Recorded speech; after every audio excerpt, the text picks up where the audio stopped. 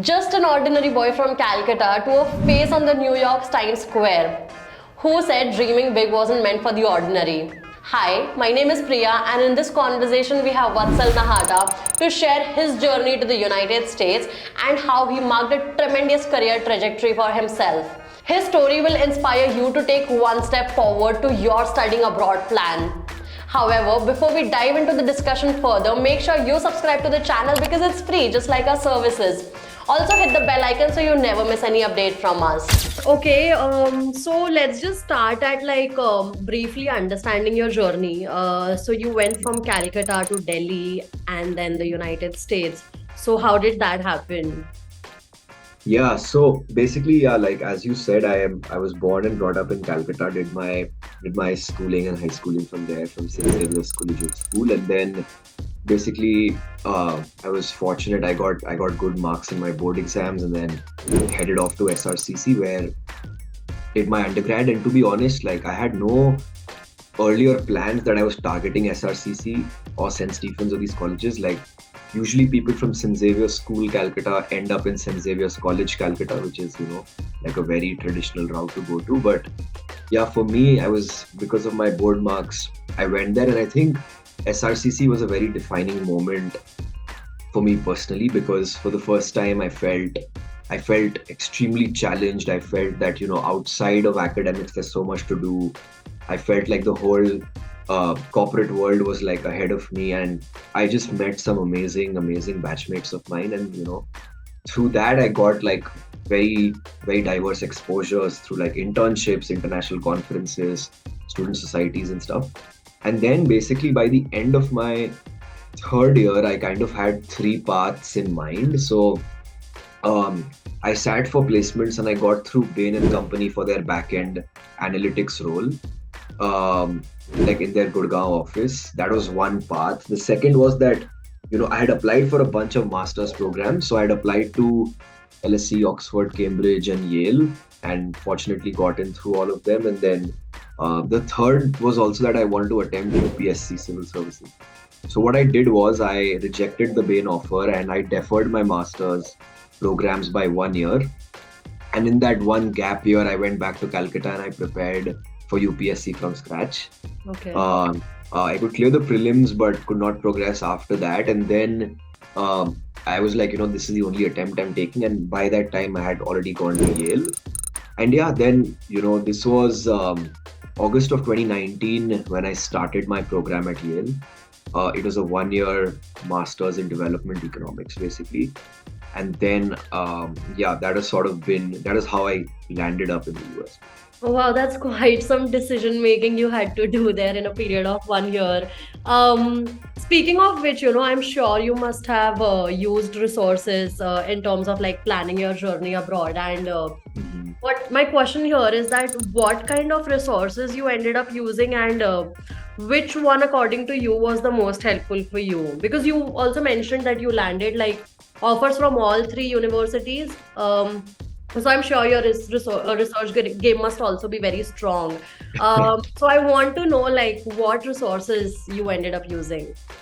So to be honest, like I again, like I relied a lot on just personal networking, which was, whether it was through seniors in college or just like, reaching out to people on LinkedIn. I kind of first figured out, okay, like what master's program I definitely want to go for. And I did not want to do an MBA because at that time I wanted to explore policy and economics more before making that call. And I was also like, all my other friends were only doing like preparing for MBAs, like, and in time and career launcher and stuff. Mm-hmm. And everybody like sort of was going headed to Hopping the onto the IIMs. bandwagon, yeah. Yeah, so I was like, I don't want to step into that. And yeah, like I finalized that, yes, I want to do a master's in economics. And then I sort of finalized that, there within India, what are the, top colleges? So there's Delhi School of Economics, Indian Statistical Institute and stuff. But I always wanted to go abroad at least once because I couldn't go during undergrad. So I wanted to go for my master's. And I had a bunch of seniors who had made that journey, and speaking to them really made a difference. And yeah, then I sort of made a list of like what are the top colleges for a master's in economics. And There was LSC, Oxford, Cambridge, and the program at Yale was the only one I applied to in the US because, in the US, it's more like programs are like a comprehensive master's and PhD program. So you won't find like standalone master's programs that much. Now they're mushrooming and they're coming up, but then I think in 2019 there was a program in UCLA, in Boston, in Tufts, in at Yale, and I think like one, two other colleges. And the benefit of the Yale program was also that they were offering like OPT and STEM OPT as well, which meant I could work for 3 years after graduating, and the fees wasn't that much compared to like other colleges. So yeah, I applied to all four and I sort of got through them, and yeah, like the other So it was countries. majorly like speaking with people who are like already on that journey, which helped you be more Exactly, clear about where you want to go next. Got it. exactly. Coming to your current job, you are currently at IMF, and before that you were at the World Bank. So my question to you is that for say any Indian student who want to like work at organizations like these or like follow the same career trajectory, like what would be your advice to them? How should they approach this whole journey? Yeah. So I think both of these organizations, so World Bank is a slightly different organization than the IMF, is that so in World Bank, if you sort of want to get through and make a career, you either have to have a strong background in economics or public policy, preferably economics. So that's like you do a master's in economics from a good school, you preferably even do a PhD, because in the World Bank, after a while, like uh, if you're in the economist track, it really helps to have a PhD. So that is sort of one track within the World Bank, which is an economist track. The second is a specialist track, where as long as you're a sector expert in any of the areas that the World Bank, has practice areas in. So whether that's like education, health, nutrition, population studies, migration, environment, climate change, disaster management, urban management. In any of these areas, if you've had like 4, 5, 6 years of solid work experience, and you want to enter as a young professional, like the World Bank will really want you, because that's the specialist track. So at the World Bank, like people I have like either of two titles. They're either like an economist, senior economist, lead economist, or they're specialist, senior specialist, lead specialist, right? So in the World Bank, it's like, yeah, this is sort of the path. In the IMF, it's slightly much more like pure economics or pure financial markets focused, where if you have a master's in economics or like a PhD in economics focused on like issues related to macroeconomics, is where sort of you get into the IMF. There are also cases of people working in the central bank or the finance ministry of the respective countries in, say, tax policy or monetary policy or public debt management and stuff. And the IMF is also like, home to a lot of those people.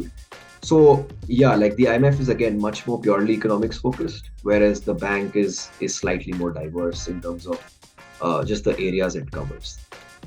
Got it. Okay. Coming to the most exciting part of our conversation for the day, I really want to know what was your first emotion or the feeling when you found out that you are featured at the Times Square.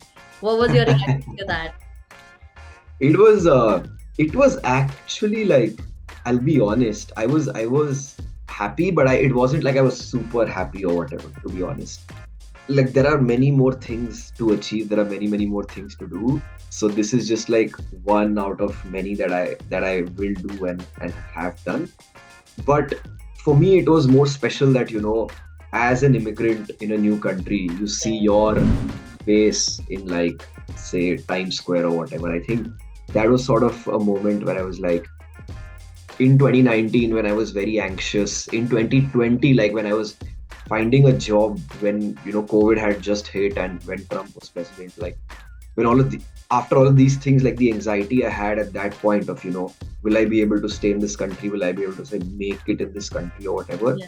I think the Times Square feature was kind of like a good synopsis of my journey, and it was amazing. And I think the other very special part was that I was featured for something that is not related to my full-time job.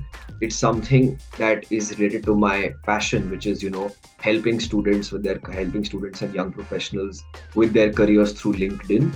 So it was more like, what started with LinkedIn like just about a year ago or a year and a half ago has, really blossomed to the extent that, I could get featured on Times Square and stuff. So it was more like it's a side hustle and a passion for me that has really taken a life of its own, and it's a testament of that basically.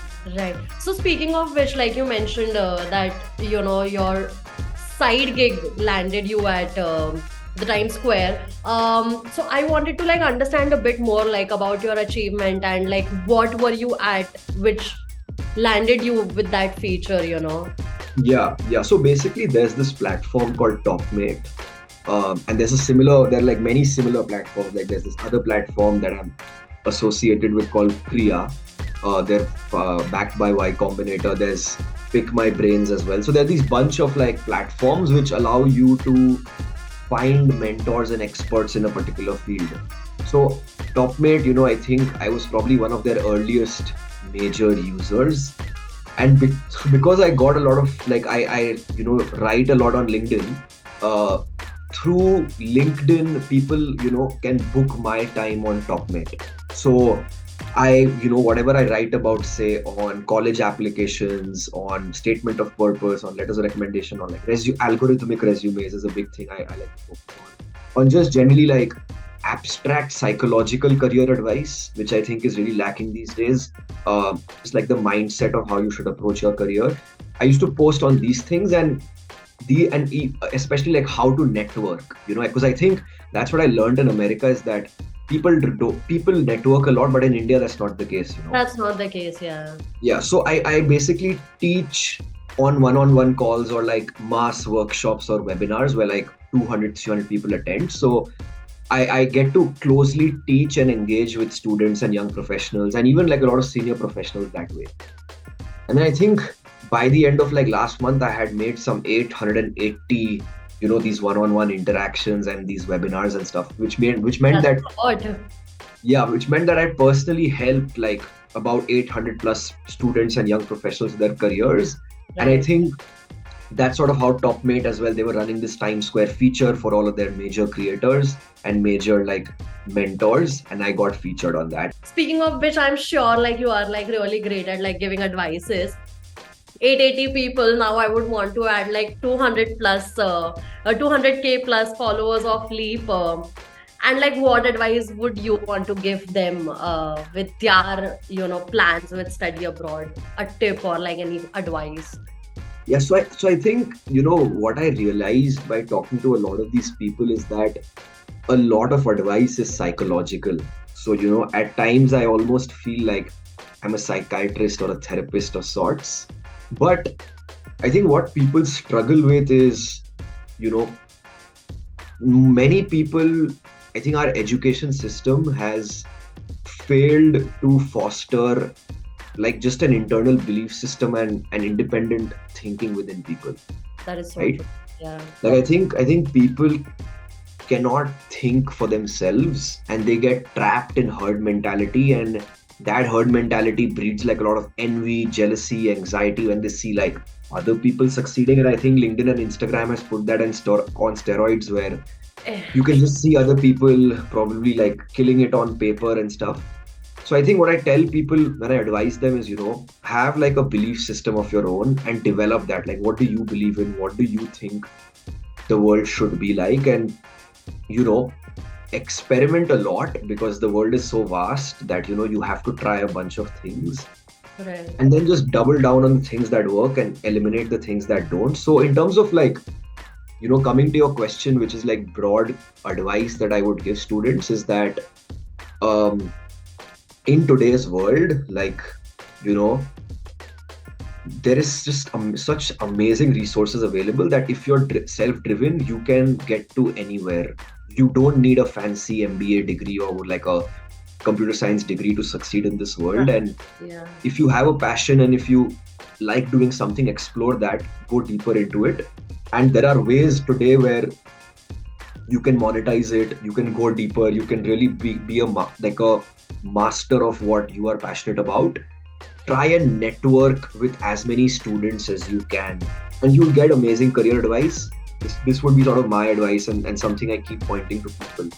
So that was Vatsal's story. If you have any of your friend or family member who would love to feature in our video, drop their details in the comment section below and we will reach out to them. And hey, before you leave, make sure you like this video, share it with your friends and subscribe to our channel because it's free. I'll see you next time.